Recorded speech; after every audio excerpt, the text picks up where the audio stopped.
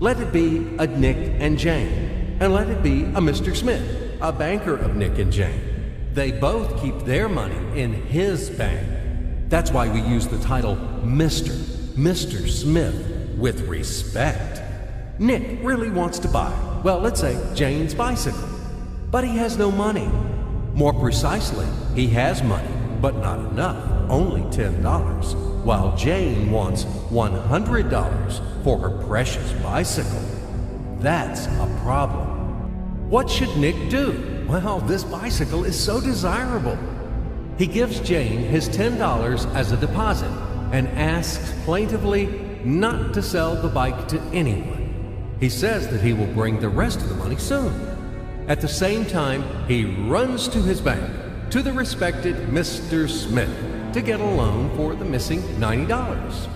As ill luck, Mr. Smith has no money at this moment, but he knows perfectly about $10, which Nick gave to Jane. And where will Jane bring his money to? That's right. She will put these $10 in her lovely bank to the same Mr. Smith. Therefore, Mr. Smith asks Nick to come back tomorrow in the hope that tomorrow he will get these $10. And everything happens this way. The next day, Jane brings $10 to the bank. The bank provides Nick these $10 on credit.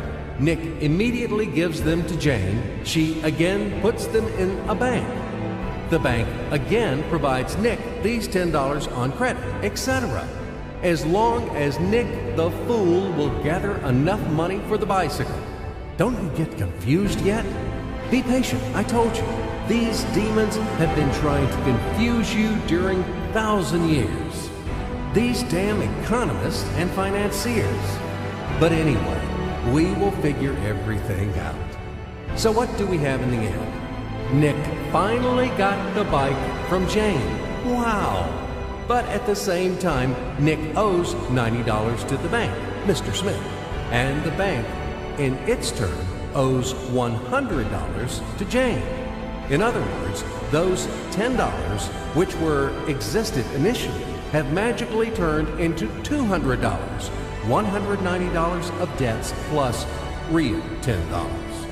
But these $10 would also turn into $1,000, even in a million or a billion, if Nick would make a more expensive purchase. In this case, our $10 would make the increasing number of its cycles, circuits from hands to hands. That's it. So, what happens in today's world? SOS! It appears that banks also make money out of thin air and multiply them. Not only Fed can produce money, but banks either. In short, everybody can do this, except you and me. We are not in the business at this celebration of life. I would like to print or draw some money as well. In fact, these banks multiply money without any control. And we're still wondering why the banker lives better. What are naive fools are we? Now it is clear why. The one who produces the money, of course, lives better. But this is not enough. From this moment, poor Nick will never be able to repay his debts owed to the bank, no matter how hard he would work.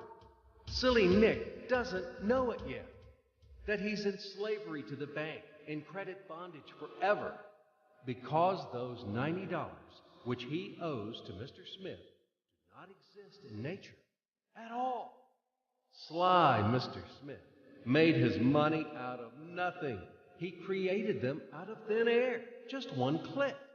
And $10 turned into $200. Yes, but you can object